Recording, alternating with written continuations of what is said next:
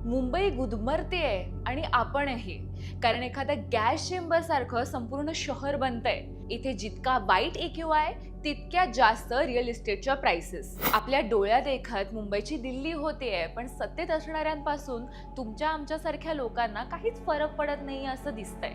एक दोन सिगरेट्सने काही फरक पडत नाही, पण वर्षानुवर्ष स्मोकिंग केलं की ते धोकादायक असतं. आणि मुंबईत असलं तर स्मोक करायची सुद्धा गरज नाही, कारण ही दूषित हवा आत घेणं म्हणजे दिवसाला 2 सिगरेट सोडण्यासारखं आहे.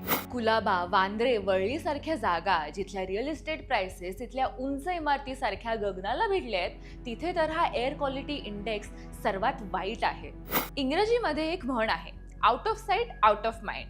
म्हणजे जे डोळ्यासमोर दिसत नाही ते डोक्यात येत नाही. पण दररोज आपल्या डोळ्यासमोर हा स्मॉग असूनही रोष का व्यक्त होत नाहीये? सायकोलॉजिकली बोलायचं झालं तर माणसं कोणत्याही प्रकारचा थ्रेट अवॉइड करायला, टाळायला बनली आहेत. म्हणूनच कोणत्याही निर्जन रस्त्यावरनं जाताना आपलं लक्ष सगळीकडे असतं आणि तिथून लवकरात लवकर घरी जाण्याचा प्रयत्न होतो. पण या दूषित हवेचा थ्रेट लोकांना अजूनही जाणवत नाहीये. याला तशी कारणं बरीच आहेत. आपण माणसं लॉंग टर्म पेक्षा शॉर्ट टर्म बेनिफिट्सवर जास्त फोकस करतो. म्हणजे या प्रॉब्लेममुळे लॉंग टर्मवर आपलं नुकसान होणार आहे, या दूषित हवेमुळे हळूहळू आपले आयुष्य छोटी होणार आहेत, यावर विचार करणं कठीण आहे. पण या प्रॉब्लेमकडे दुर्लक्ष करायचे शॉर्ट टर्म बेनिफिट्स भरपूर आहेत. लोकांना आपल्या गाड्या चालवताना, फटाके फोडताना किंवा इतर प्रदूषण करणाऱ्या गोष्टी करताना त्याचा विचार करावा लागत नाही. 10 वर्षांपूर्वी चीनमध्ये अशीच परिस्थिती होती. तिथल्या सरकारने मग वॉर ऑन पोल्युशन डिक्लेअर केलं. $100 बिलियन ओतले. सिटी बसेस इलेक्ट्रिफाय केल्या. जुनी प्रदूषण करणारी वाहनं रस्त्यावरनं हटवली. हे प्रदूषण कंट्रोलमध्ये आणायचा ॲक्शन प्लॅन बनवला.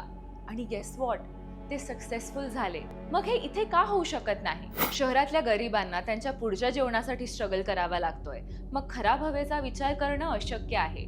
मध्यम वर्गाला आपल्या धकाधकीच्या आयुष्यातनं दुसरीकडे लक्ष द्यायला वेळ नाही किंवा दुसरीकडे लक्ष देण्याची तयारी नाही. आणि जोपर्यंत प्रश्न राहिला श्रीमंतांचा, तर आपला दरवाजा बंद करून एअर प्युरिफायर्स चालू करून ते या परिस्थितीकडे कानाडोळा करू शकतात.